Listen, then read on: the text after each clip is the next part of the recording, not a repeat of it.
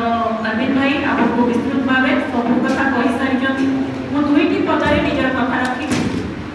ଓଡ଼ିଶାର ମହିଳା ଆଜି ବିପଦରେ, ଏ ସରକାର କୁମ୍ଭକର୍ଣ୍ଣ ନିଦ୍ରା।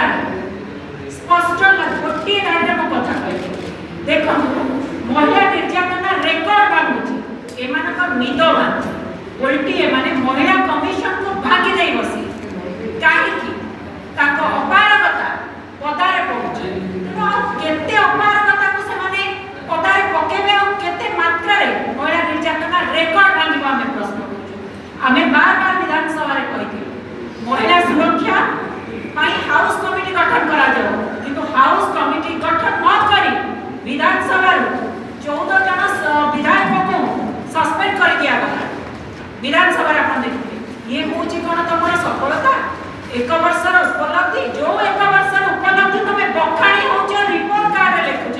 मुझे आपको आह्वान देवी कथा कह सरकार को आगामी दिन में रिपोर्ट कार्ड रे ये जो वर्षकर महिला निर्यातनार रेकर्ड आगामी दिन रिपोर्ट कार्ड रे निश्चित भाव उल्लेख कर लोक मैंने देखा चाहिए।